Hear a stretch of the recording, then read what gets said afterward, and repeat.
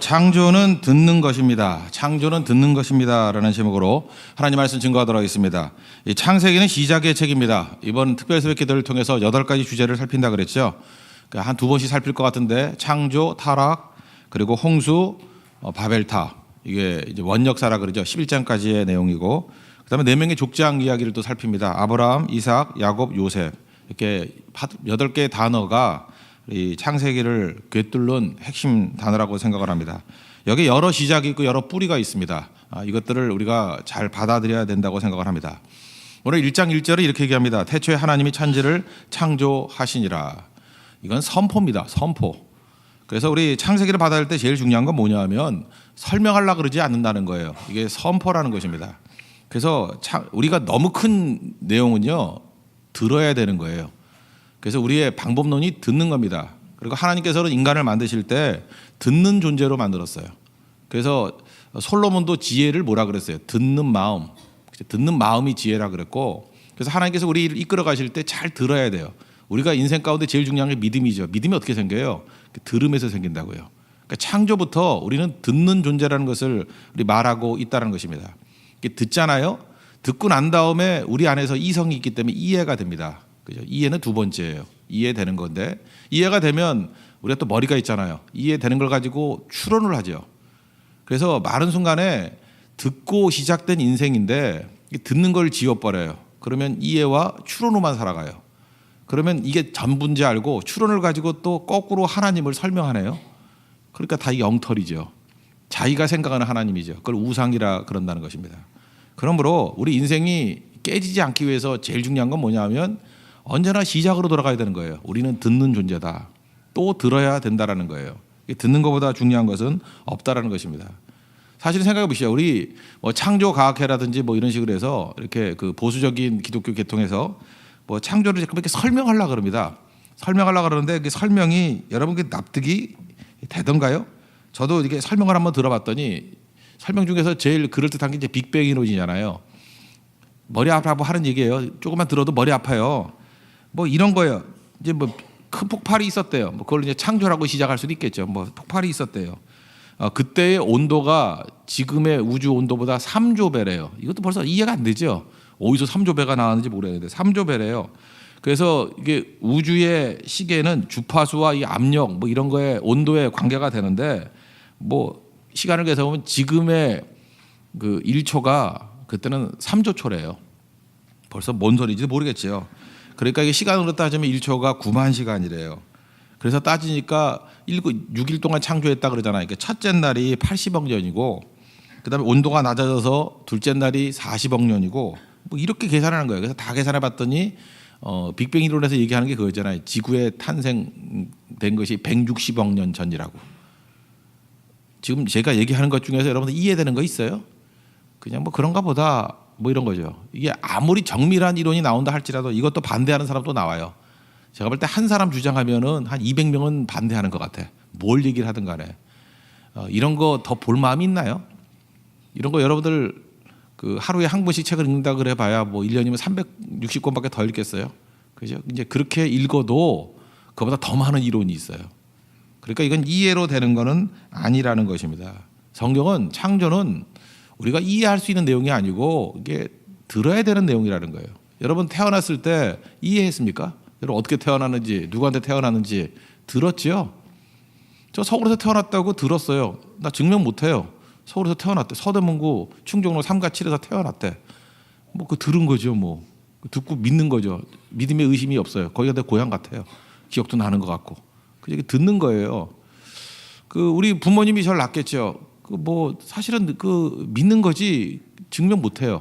그죠? 증명 뭐 비슷하게 생겼다 그러는데 비슷하게 생긴 사람이 한둘이에요. 그죠? 뭐 믿음이죠. 그때 일종의 믿음. 그리고 주변에서 하도 그러니까 맞다고 내가 의심 여러 번 했거든요. 굴레방다리에서 주워온 거 아니냐 그랬더니 아니래. 믿으래. 그렇게 우리가 지식이 형성된 거 아닙니까? 창조도 마찬가지예요. 우리가 피조물이잖아요. 이거 어떻게 다 이해할 수 있겠어요? 이해가 아니고 듣는 거예요. 그래서 성경의 방법론은 뭐냐 하면 우리 인간의 존재는 듣는 존재이기 때문에 잘 듣는 게 지혜고, 듣는 것이 청종하는 것이 제사보다 낫고, 믿음은 들음에서 나는 거고, 들어야 승부가 있다라는 거예요. 여러분 이게 새벽에 나와가지고 듣는 게 이게 아무것도 아닌 게 아니에요. 이게 여러분을 만드는 거고 이게 능력 있게 만드는 거고 듣는 곳에서 모든 것이 다 판가름 난다는 것입니다. 여러분이 어떤 인생이 되기를 원하느냐, 뭘 듣느냐에 따라서 달라져요. 하나님 백성은 누군지 알아요? 하나님의 음성을 듣는 자들이에요. 그 목자와 양 비유를 보세요. 양은 목자 음성을 알고 듣는데요. 그게 양의 특징이라는 것입니다. 듣는 거에 승부를 건다는 거예요. 그래서 여러분들 듣는 거에 인생 걸어야 돼요. 창조는 듣는 것이다. 이걸 우리에게 말하고 있다는 것입니다. 여기 하나님이 그랬어요. 주어가 하나님이에요. 뭐 엘로힘 그렇게 돼 있는데 엘로아라는 그 하나님이 엘이 하나님이고 그 엘로아는 그게 복수형이거든요. 근데 왜 하나님이 왜 복수예요? 한 분밖에 안 계시는데. 그래서 이걸 삼위일체 하나님이라고 설명하는 사람도 있고요. 어거스틴 같은 분. 또 하나는 이게 어법인데 장원복수라 그러죠. 너무 큰 존재는 이게 복수로 설명한다. 어쨌든 하나님이에요. 하나님이 created, 창조하셨다. 이 바라라는 단어가 창조했다라는 단어인데 이건 하나님이 하시는 일만 표현할 때 이거예요. 뭐 여러분들이 뭘 창조했다 그러니까 있는 거 가지고 또 만든 거죠. 2차로 만든 거죠. 그거를 바라라는 말을 쓰지 않아요. 하나님만이 창조할 수 있어요. 없는 무에서 유를 만드는 거. 그래서 하나님이 무에서 유를 만들었다. 시간적으로는 태초죠. 이거는 시간을 시작하신 분이 하나님이라는 거예요. 그 시간의 주인이 하나님이십니다. 하나님은 시간 밖에 계신 분이에요. 그래서 우리 생각으로 과거, 현재, 미래 이렇게 흐름이 있는 게 아니고 시간도 하나님이 만들었다니까요. 그래서 우리 생각으로 하나님을 시간 안에 가두어 두면 안 된다. 이 정도 생각하면 되겠고, 공간이 뭐예요? 천지죠. 어디나 계시고 모든 걸 다 만드셨다는 거예요. 그래서 우리는 위치에 관심이 많죠. 어디로 가야 됩니까? 실제로 요한복음 14장에서 도마가 물었어요. 우리 어디로 가야 됩니까? 그랬더니 예수님이 나한테 와 그랬어요. 그게 뭐예요? 내가 곧 길이요 진리요 생명이니. 내가 길이야. 우린 그러잖아요. 어디로 가야 됩니까? 그때 성경은 항상 대답이 이거예요. 내게로 와. 그게 바로 주 안에서죠. In Christ. 그러니까 주님께 가는 거예요. 여러분들 뭐 한국으로 가야 됩니까? 미국으로 가야 됩니까? 뭐 서울에 있어야 됩니까? 부산에 있어야 됩니까? 어느 직장을 가야 됩니까? 이거 묻지 말고요. 주님께 가는 거예요. 주님 계신 곳.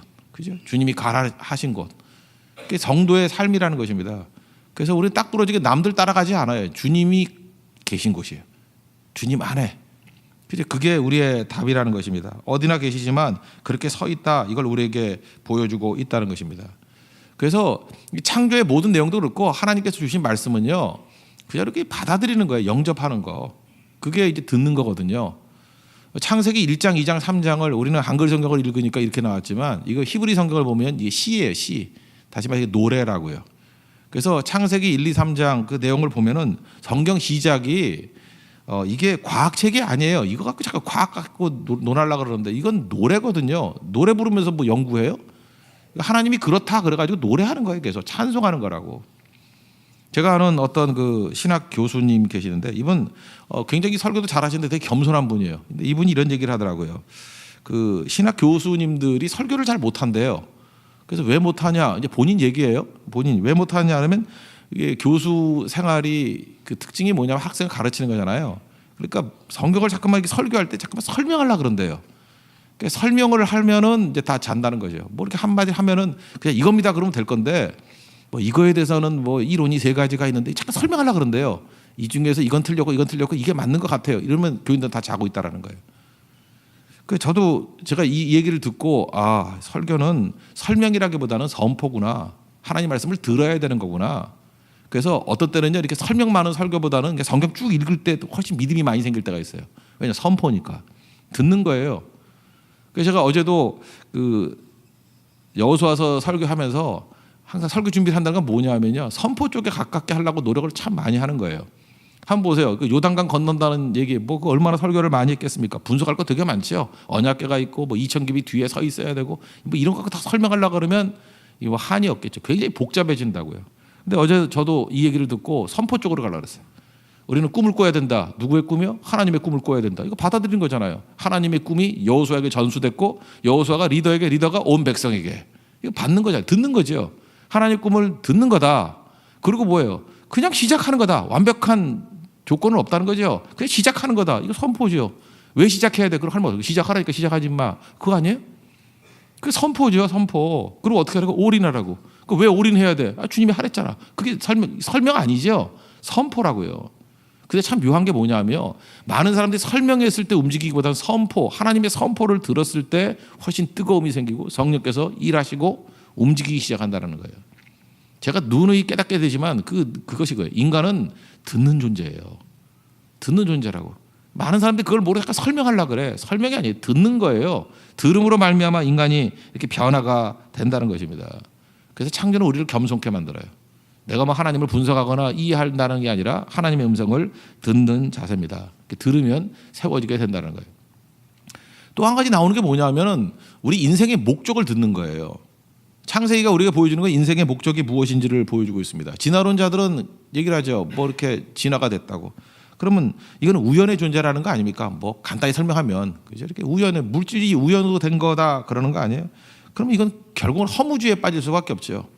그러니까 인간이 뭐 목적 없이 지어졌는데 그럼 대충 살지 뭐하러 열심히 살아요? 이게 새벽에 뭐하러 나와요? 그냥 엎어져 자지?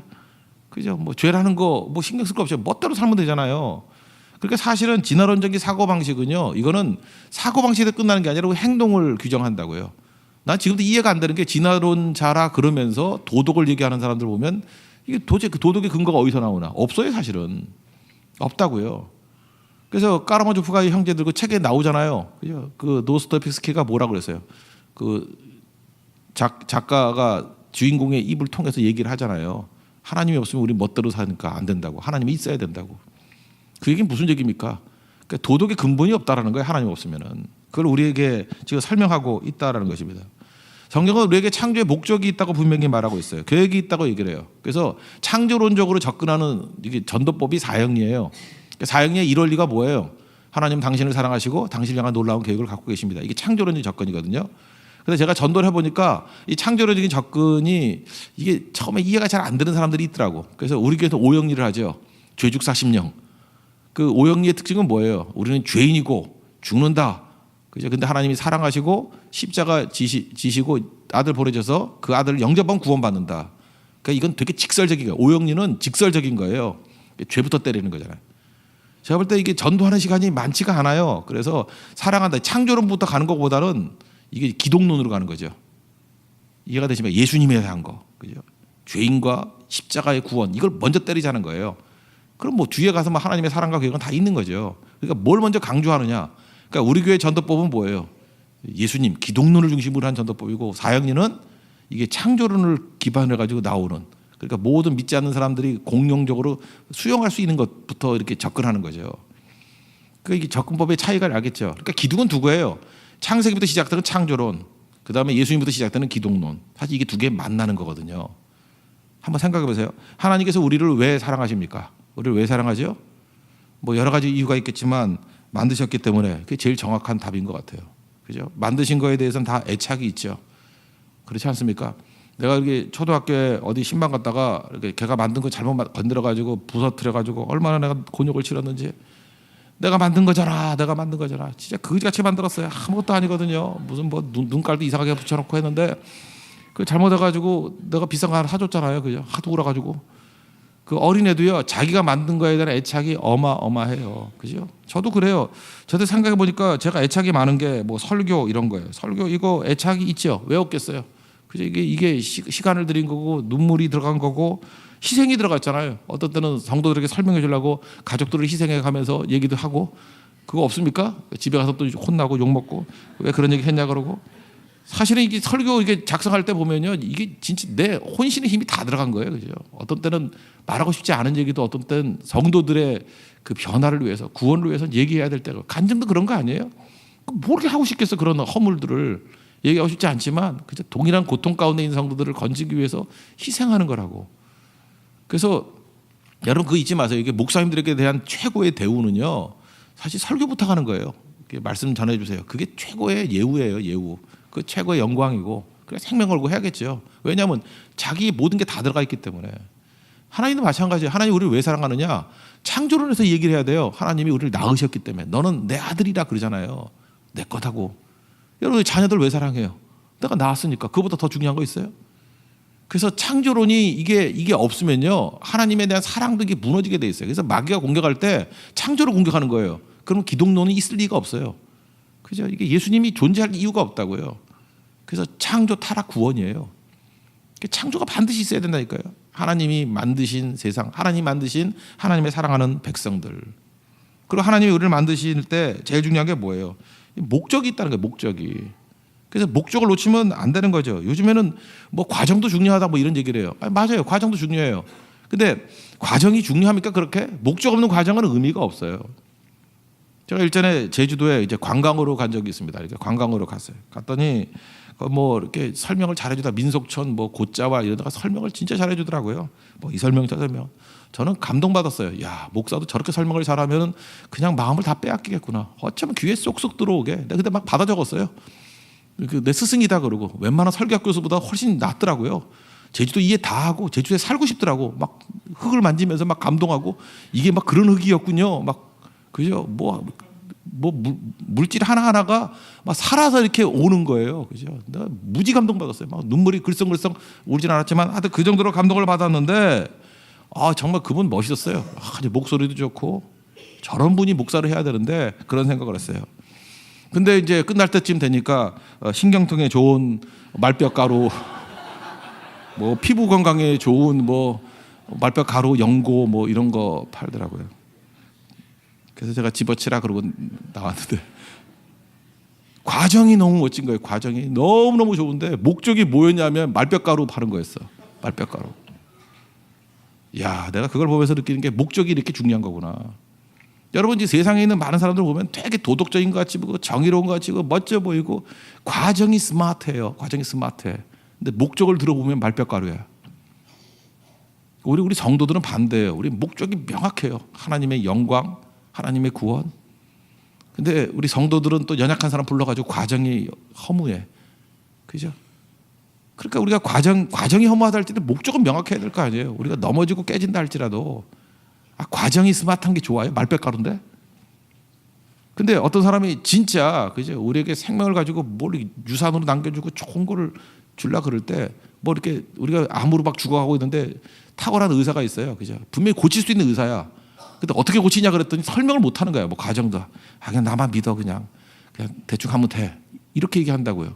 근데 사람들이 안 믿어요. 아무도 가지 않아. 근데 그 사람 진짜 고칠 수 있는 목적을 이룰 수 있는 분인데 그럼 여러분 누구에게 가겠어요? 이 말뼈가루 먹으면 암에서 낫습니다. 그럼 거기 가겠어요? 이거 만병통치약이에요. 말뼈가루. 그죠? 막 바르면 피부도 막 재생되고요. 화상에다 바라도 막 낫고요. 뭐 골다공증도 이 말뼈가루 타서 마시면 낫고. 진짜 말뼈가루가 그렇게 대단한지는 몰랐어요. 그죠? 말뼈가루 사요. 근데 그걸 또 여러 사람이 사더라고. 말뼈가루를. 그리고 계속해서 간증은 없어요. 뭐 낫다라는 거 없고 뭐 배탈 났다는 사람밖에 없고.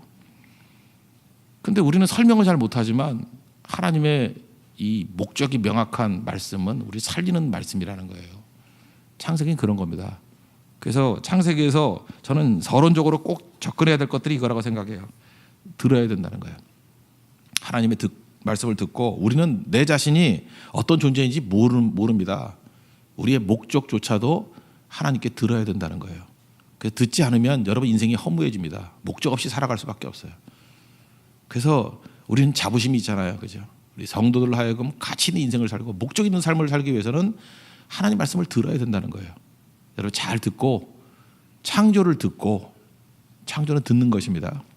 그리고 들을 때 믿음이 생기는 거예요. 그 믿음이 우리를 구원시키고 우리를 힘있게 만들고 우리와 하여금 가치 있게 만드는 원동력이 된다는 것입니다. 우리에게 모든 성도들이 듣는 일에 생명 다하는 하나님의 역사가 있기를 기원합니다. 예, 모두 다 자리에 일어나겠습니다. 205장 찬송하겠습니다. 잘 듣게 해달라고. 오늘은 자녀들을 위한 기도하도록 하고요. 내일은 결혼과 또 동시에 새로운 출발을 하시는 분들 있죠. 새로운 출발. 예, 우리 창세기 주제가 출발인데 출발하려는 모든 부분들을 놓고 우리 안수기도 하는 시간 갖도록 하겠습니다. 내일은 공휴일이니까 좀 많이 기도해도 될 것 같습니다. 예, 205장 찬송하겠습니다.